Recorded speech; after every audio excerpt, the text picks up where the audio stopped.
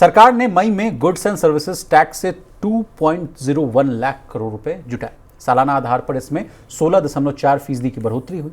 रविवार 1 जून को जारी किए गए आंकड़ों के मुताबिक एक साल पहले यानी मई 2024 में सरकार ने 1.73 लाख करोड़ जुटाए थे। इससे पहले इसके यानी पिछले महीने यानी अप्रैल 2025 में सरकार ने गुड्स एंड सर्विसेज टैक्स से 2.37 लाख करोड़ जुटाए थे। सालाना आधार पर इसमें भी 12.6% की बढ़ोतरी हुई। इसके अलावा दिग्गज ऑटो कंपनियों ने भी मई 2025 के बिक्री आंकड़े जारी कर दिए। पिछले महीने मारुति सुजुकी की बिक्री में 3% की बढ़ोतरी देखी गई। हालांकि इस दौरान टाटा मोटर्स और हुंडई इंडिया की बिक्री में गिरावट देखी गई। महिंद्रा एंड महिंद्रा की बात करें तो इसने भी पिछले महीने 17% अधिक गाड़ियां बेची। प्रवीण सर, डोमेस्टिक फ्रंट पर आर्थिक आंकड़े जो हैं डेवलपमेंट की एक सुखद तस्वीर पेश कर रहे हैं। चौथी तिमाही में जीडीपी ग्रोथ के आंकड़े अनुमान से बेहतर रहे, 7.4%। महंगाई दर जो है काबू में है। इस हफ्ते आरबीआई की मॉनेटरी पॉलिसी की बैठक है, उसके भी नतीजे आने वाले। इसमें भी तमाम एक्सपर्ट्स से मानकर चल रहे हैं प्रवीण सर कि ब्याज दर में लगातार जो है तीसरी बार चौथाई फीसदी की कटौती हो सकती है। और एसबीआई की तो रिपोर्ट है सर, वो कह रही है कि 50 बेसिस पॉइंट की कटौती होगी। एफडीआई में भी बढ़ोतरी हो रही है। प्राइवेट फाइनल कंजम्पशन एक्सपेंडिचर में भी ग्रोथ है। सर, कैसे देख रहे हैं इन तमाम फैक्टर्स को? नहीं, ये जो हफ्ता रहा है पूरा शानदार, और उसमें जो जीडीपी ग्रोथ के नंबर आए हैं वो अच्छे नंबर आए हैं। कम से कम उम्मीद से बेहतर नंबर इनको कहा जाएगा। जो उम्मीद कर रहे थे हम चौथी तिमाही में कि 6.8% या 6.9% या अधिकतम 7% की ग्रोथ रहेगी, उससे कहीं बढ़कर 7.4% की ग्रोथ रही चौथी तिमाही में। और चौथी तिमाही के ही ग्रोथ का असर था कि पूरे साल की ग्रोथ जो है वो उछलकर 6.5% पर पहुंचती हुई हमको FY25 की नज़र आई है जी। पहली बात यहाँ पे ये समझ लीजिए। दूसरा जो बड़ा आंकड़ा जो जीडीपी के नंबर से ही निकल के आया है वो है प्राइवेट फाइनल कंजम्पशन एक्सपेंडिचर का, जो बताता है आपका कि इकोनॉमी में कंजम्पशन की डिमांड की हालत कैसी है जी। और ये जो डेटा है ये आप समझिए कि जीडीपी के नंबर जितनी बड़ी राहत देने वाले हैं उससे ज़्यादा बड़ी राहत देने वाला ये आंकड़ा है। पूरे साल के अगर आप आधार पे देखेंगे तो जो पीएफसीई है वो 7.2% रहा है, जबकि देश की जो जीडीपी ग्रोथ रही है वो 6.5% रही है। इसका मतलब ये है कि जो प्राइवेट फाइनल कंजम्पशन एक्सपेंडिचर है वो जीडीपी ग्रोथ से ऊपर रहा है। दूसरी बड़ी बात, जो नॉमिनल जीडीपी में शेयर है वो भी इस बार बढ़कर 61.4% रहा है, जो कि 2005 के FY2005 के 61.5% से थोड़ा कम है। यानी उसके बाद का सबसे बड़ा शेयर है जीडीपी में प्राइवेट फाइनल कंजम्पशन एक्सपेंडिचर का।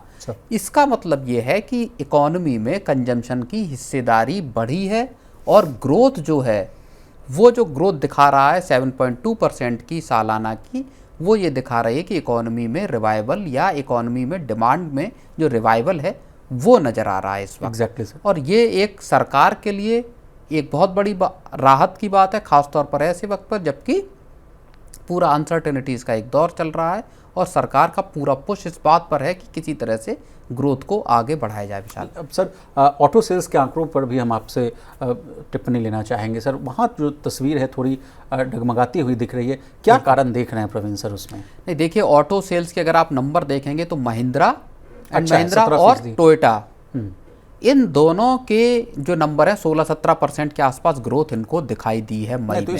इस बात को हम लोग इस कहानी से भी जोड़ सकते हैं सर, जो हम लोग चर्चा भी करते रहे कि अब जो छोटी गाड़ियों की बिक्री पर जो है लगाम लगती हुई दिख रही है, लोगों के पास अधिक पैसा आ रहा है, बड़ी गाड़ियां वो खरीदना चाहते हैं। और चूंकि महिंद्रा एंड महिंद्रा का आपने नाम लिया और टोयोटा, ये बड़ी गाड़ियां ही बनाते हैं, जैसे फॉर्च्यूनर। दोनों के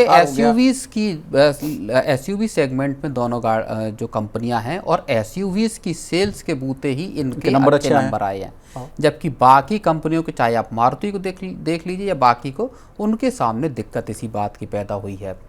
जो छोटी कारों की बिक्री की आप बात करें, और इसी वजह से पूरा का पूरा जो ऑटो सेक्टर की जो अगर हम सेल्स के नंबर्स को देखें तो वो थोड़े से मुश्किल भरे लगते हैं। और वो पीछे के पूरे साल से हम देख रहे हैं कि भले रूरल डिमांड रिवाइव करती हुई नज़र आई है, जो पीएफसीई के आंकड़े भी बता रहे हैं कि रूरल डिमांड के रिवाइव करने की वजह से पीएफसीई में तेज ग्रोथ नज़र आई है, लेकिन जो गाड़ियों की बिक्री है, कारों की बिक्री है और छोटी कारों की बिक्री खास तौर पर, वहाँ पे अभी भी मुश्किलें बनी हुई हैं। Exactly. कार सेल्स के आंकड़े जो हैं वो अभी भी, या ऑटो सेक्टर की मुश्किल अभी भी बरकरार है जी। और इसी वजह से अभी एक माफ़ कीजिएगा, एक आरसी लाइन और- भार्गव।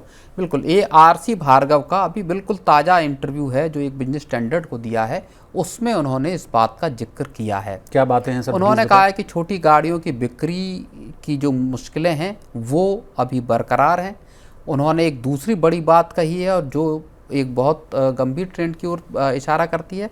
उन्होंने कहा है कि जिस तरह से जापान में कई कार्स बोलते हैं जिनको, जो छोटी कारें हैं, सस्ती कारें हैं, उनकी बिक्री जापान में 1/3 है, उस तरह का क्या कॉन्सेप्ट हमको भारत में लाना चाहिए। यानी जिस तरह की नैनो कार का एक सपना लेके रतन टाटा आए थे, जी। उस तरह की बात आरसी भार्गव जो कि मारुति सुजुकी के चेयरमैन हैं वो कर रहे हैं कि छोटी कार आए, सस्ती कार आए, अर्बन कंजेशन है ट्रैफिक का वो कम हो, लोगों को उन कारों पे सरकार टैक्स कम करे, सस्ती जिससे कि कारें ये मिल सके। यानी ओवरऑल एक मामला जो निकल के जा रहा है, आरसी भार्गव भले इंसेंटिव उससे देने कह की रहे बात हैं, कर रहे हैं। वो ये कह रहे हैं कि सरकार को गाड़ियों पर टैक्स कम करने की एक तरह से जरूरत है। ओके। क्योंकि गाड़ियों पर टैक्स का मसला ऐसा है जिस वजह से जो गरीब तबका है या जो निम्न आय वर्ग का तबका है वो गाड़ी खरीदने का सपना इस वजह से पूरा नहीं कर पाता क्योंकि कोई गाड़ी अब बजट के अंदर मौजूद नहीं है। नहीं, टैक्स ऑन टैक्स वाला मुद्दा तो हम लोग आपसे चर्चा कर ही चुके हैं सर। बिल्कुल, गाड़ियों पर टैक्स जो है वो बेतहाशा हैं। जी। तो वहाँ पे वो एक बात कर रहे हैं। एक और उन्होंने बड़ी बात कही है जो है ईवी को लेके। अभी तक जो पिछला मारुति सुजुकी का एक जो प्लान था या बयान थे कंपनी के, वो ये थे कि वो 6 से 8 जो है वो ईवी मॉडल्स लाना चाहते हैं। अब ताज़ा बिल्कुल जो आरसी भार्गव का बयान है वो कह रहे हैं कि हम 3 से 4 गाड़ियाँ लेके आएंगे, हमको ईवी सेक्टर में अभी रेशनल माहौल उस तरह का नहीं दिख रहा। उन्होंने ये भी कहा है कि हमने अपना जो बैटरी मैन्युफैक्चरिंग का प्लान था उसको भी हमने टाल दिया है। तो कुछ बड़ी बातें कही हैं और वो ओवरऑल जो पूरा ऑटोमोबाइल सेगमेंट है उसकी जो मुश्किलें हैं उसको जरूर दर्शाता है। नहीं सर, तो ये बात हम समझना चाहेंगे आपसे, क्यों अब 6 से 3 करने की कोशिश की जा रही है? क्या लोग खरीद नहीं रहे हैं सर ईवी गाड़ियाँ क्या? और दूसरा प्रश्न ये है कि ईवी गाड़ियों का जो कीमत है सर बहुत ज़्यादा है। मान लीजिए अगर आप टाटा का नेक्सॉन ले लीजिए, वो 8-9 लाख 10 लाख में आ जाती है पेट्रोल ईवी गाड़ियों के साथ सबसे बड़ी दिक्कत रेंज और इंफ्रास्ट्रक्चर की है। क्या देश में इंफ्रास्ट्रक्चर मौजूद है ईवी चार्जिंग का? क्या अगर आप 500-600 किलोमीटर की रन को लेके जाना चाहते हैं तो क्या आप ईवी गाड़ी से जा सकते हैं? नहीं। क्या रास्ते में आप उसको हाईवे पर इतना इंफ्रास्ट्रक्चर है जहाँ पे कि आप गाड़ी 10 मिनट 20 मिनट में चार्ज कर पाएँ? वो मौजूद नहीं है। अर्बन लेवल पर केवल गाड़ी अगर किसी को चलानी है, यानी दिल्ली एनसीआर में ऑफिस आने जाने के लिए, तो उतना पैसा क्यों खर्च फिर करें? आपके पास एक एडिशनल गाड़ी होनी चाहिए। तो 2 गाड़ियां रखने का मतलब एक एडिशनल कॉस्ट हो गई और इस वजह से लोग बहुत सारे ऑप्ट करते हैं कि अभी पेट्रोल डीजल व्हीकल ही ले लेते हैं, आगे जाके देखा जाएगा जब एक बार 5-7 साल में इंफ्रास्ट्रक्चर पूरा क्रिएट हो जाएगा। जी। तो ये एक मुश्किल है संभवतः और यही चीज़ समझ में भी आ रही है, इस वजह से ऐसा हो सकता है। चलिए प्रवीण सर, एक लास्ट कमेंट आपसे लेना चाहेंगे। इसी हफ्ते आरबीआई की मॉनेटरी पॉलिसी की बैठक है, एसबीआई की रिपोर्ट भी है जिसको सौम्यकांति घोष साहब लीड करते हैं। उन्होंने कहा है कि 50 बीपीएस की कटौती हो सकती है। लगातार 2 एमपीसी की बैठक से हम लोग देखते आ रहे हैं कि 0.25% की कटौती हो रही है। क्या कुछ गुड संकेत देखने को मिल सकते हैं आफ्टर ये इतने अच्छे नंबर्स जो आ रहे हैं? जीएसटी कलेक्शंस के देख लीजिए, एफडीआई के अच्छे नंबर आते हुए दिख रहे हैं और तमाम तरह के जो आपको मैंने फैक्टर्स बताए। नहीं, देखिए इस बात के पूरे आसार अब लग रहे हैं कि रेट कट होगा। अब जब इसी हफ्ते फ्राइडे को मॉनेटरी पॉलिसी की बैठक होगी तो रेट कट होना तय है, ये ज़्यादातर उनका मानना है। अब 25 बीपीएस का होगा और या एक बड़ा रेट कट यानी 50 बीपीएस का होगा जिसका जिक्र एसबीआई की रिपोर्ट में कहा गया है, ये देखने वाली बात होगी। जो अच्छी चीज़ें हैं वो ये है कि आपके जीएसटी के नंबर लगातार कंसिस्टेंटली 2 लाख करोड़ के आसपास बने हुए हैं पिछले 2 महीने से। और ये इस चीज़ को भी बता रहा है कि आपने जो सरकार ने जो 12 लाख रुपए तक की टैक्स छूट दी थी और जो आपका अप्रैल का जो रेट कट हुआ उसके बाद जो लोगों को ईएमआई पे राहत मिली है उसका असर लोगों की खपत में दिखाई दे रहा है, खरीदारी में दिखाई दे रहा है। ये 2 बड़े फैक्टर हैं।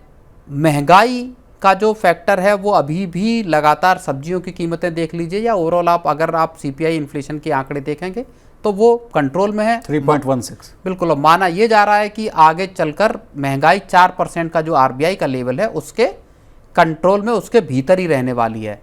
तो आरबीआई के पास पर्याप्त रूम है जिसके तहत वो रेट्स को और नीचे लेके आ सकता है, ब्याज दरों को घटा सकता है और इसके जरिए कंजम्पशन को, क्योंकि अर्बन कंजम्पशन अभी भी थोड़ा लैग कर रहा है इकोनॉमी में, उसको बढ़ाने की कोशिश की जा सकती है। और सर रूरल कंजम्पशन की आप बात कर रहे हैं सर, वहाँ अच्छे इंडिकेटर्स दिखाई दे रहे हैं, उसके क्या फैक्टर्स वो भी हम आपसे समझना चाहेंगे। क्या गुड मॉनसून, फार्म आउटपुट की जो यील्ड है वो बेहतर, और तमाम फैक्टर्स है? नहीं बिल्कुल, देखिए पिछले साल अच्छा मॉनसून रहा।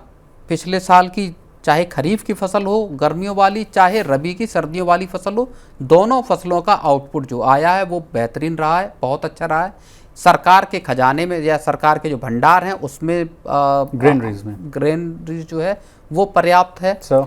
और इस साल मॉनसून को लेके चूंकि अर्ली ऑनसेट है मॉनसून का, आपका स्काईमेट का अनुमान, स्काईमेट का है, आईएमडी का है, जिन्होंने 106% का अनुमान दिया है। तो इस बार भी तगड़ी फसल होने की उम्मीद जताई जा रही है। किसानों की कमाई बढ़ी है और इसका असर जो है वो पूरे की पूरी इकोनॉमी पर हमको दिखाई दे रहा है, रूरल इकोनॉमी में खास तौर पर। सर आगे चलकर क्या और ट्रैक्टर सेल्स के आंकड़े में भी अच्छी बढ़त हम लोग देख सकते हैं, ऑटो सेल्स के नंबर अच्छे आते हुए देखिए अब जो अहम डेटा होगा वो होगा खरीफ की फसलों की आपकी पैदावार का, जो आपका अक्टूबर नवंबर के आसपास जब कटाई होगी इन फसलों की, उसके बाद जो आएंगे जुलाई अगस्त, उसके बाद की चूंकि नई क्रॉप जो है आएगी, वो जो डेटा आएगा वहाँ पे, क्योंकि फेस्टिवल में हम डिमांड देखते हैं रूरल एरियाज़ की सबसे ज़्यादा, जब ट्रैक्टर खरीदे जाते हैं, जब गाड़ियाँ खरीदी जाती हैं, वहाँ से एक बड़ा इनपुट मिलने की। और उस समय तक तो सर शादियों का भी सीजन स्टार्ट हो जाएगा, तो उस समय भी डिमांड और बढ़ती हुई दिख सकती है।